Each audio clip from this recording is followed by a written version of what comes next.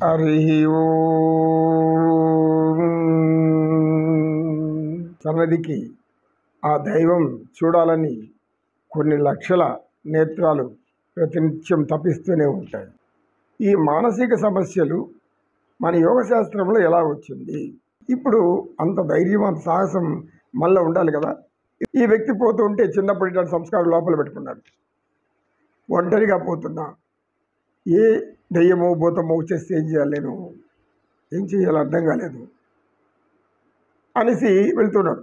ఇంత లోపల ఎక్కడి నుంచో ఒక పెద్ద శబ్దం వినపడింది. ఏదో శబ్దం.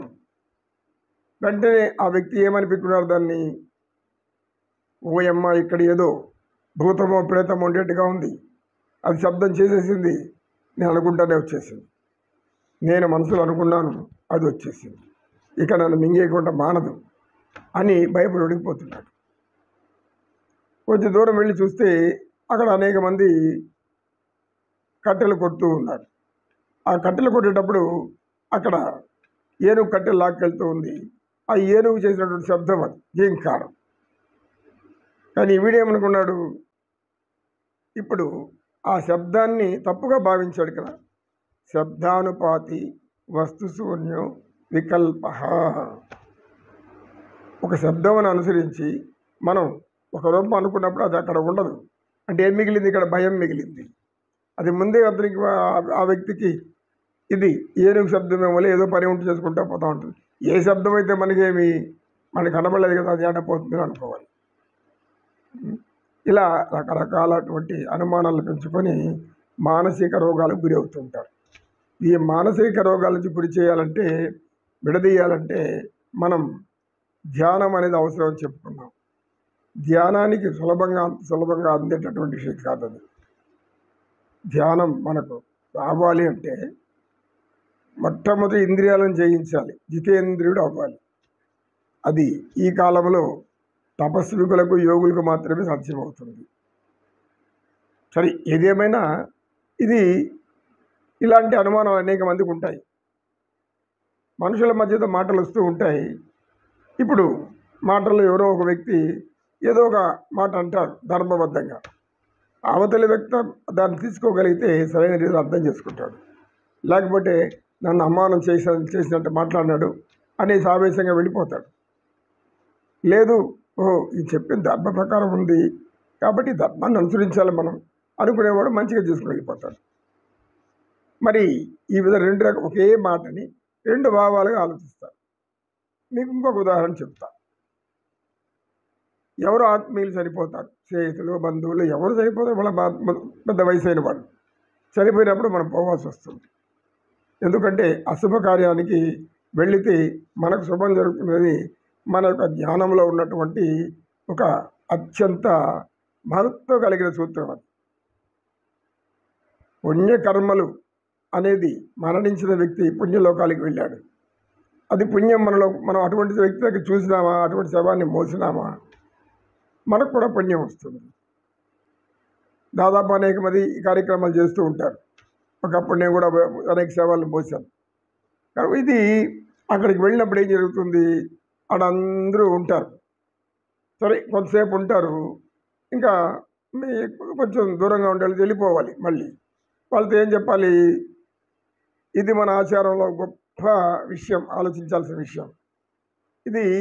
దీన్ని మూఢా విశ్వాసం అనుకోవాలో, ఇది జ్ఞానం అనుకోవాలో మనకైతే అర్థం కాదు. కానీ ఇప్పుడు ఆ విషయం ఏమిటంటే, నేను వెళ్ళొస్తాను, నేను వెళ్ళి వస్తాను అని అంటారు. వెళ్ళిపోయేటప్పుడు వెంటనే అక్కడ కోపం వస్తుంది. వెళ్ళి మళ్ళా వస్తావా అంటే, ఇక్కడ చనిపోయిన శవం ఉంటే నువ్వు మళ్ళా వెళ్ళి ఇంకొక శవం కావాలని కోరుకుంటున్నావా అనే రీతిలో అర్థం చేసుకుంటారు. అది సహృదయులది ఏమర్థం చేసుకుంటారు, వెళ్ళి వస్తాను అంటే ఈ యొక్క కార్యక్రమానికి అంతిమక్రియలకు అన్నిటి కోసం నేను దగ్గర ఉంటాను అని భావించుకోవాలి. ఎందుకు, ఈ కర్మకాండలు అయ్యేంత వరకు నేను మరలా మిమ్మల్ని పరామర్శిస్తూనే ఉంటాను అని అట్లా అర్థం చేసుకోరు. వ్యతిరేక ధోరణిలో వెళ్ళి వస్తాను అనగానే, అంటే నువ్వు మళ్ళా వస్తావు, ఇక్కడ వస్తాను అనకూడదంట అని అంటారు. మళ్ళీ వస్తాను అని చెప్పకూడదు చావింట్లో. ఎందుకంటే ఇంకొక శవం ఏమన్నా ఎవరికి ఏమైనా కావచ్చు, ఇది అపశకునం అని అంటారు. ఇలా ఇలా మానసిక అనేక రకమైన మానసికల కారణం కొన్ని మూఢ విశ్వాసాలు, అంధవిశ్వాసాలు మనలో చేరుకొని మనల్ని పీడిస్తూ ఉంటాయి.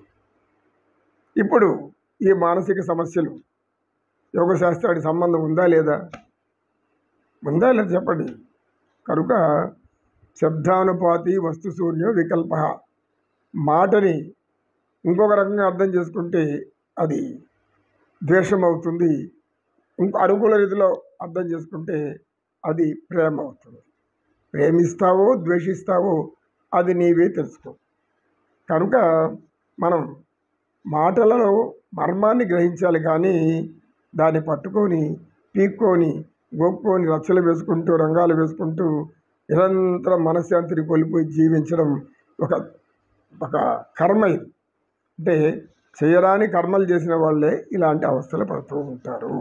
గంధము పుయ్యరుగా పన్నీరు గంధము పుయ్యరుగా, గంధము పుయ్యరుగా పన్నీరు గంధము పుయ్యరుగా, అందమైన యదునందనపై అందమైన యదునందనపై సుందరధర నిరువందగ పరిమళ గంధము పుయ్యరుగా పన్నీరు గంధము పుయ్యరుగా, తిలకము దిద్దరుగా కస్తూరి తిలకము దిద్దరుగా, తిలకము దిద్దరుగా కస్తూరి తిలకము దిద్దరుగా, కలకలమను ముఖ కలకని సొక్కుచు బలుకులనమృతములొలికెడు స్వామికి గంధము పుయ్యరుగా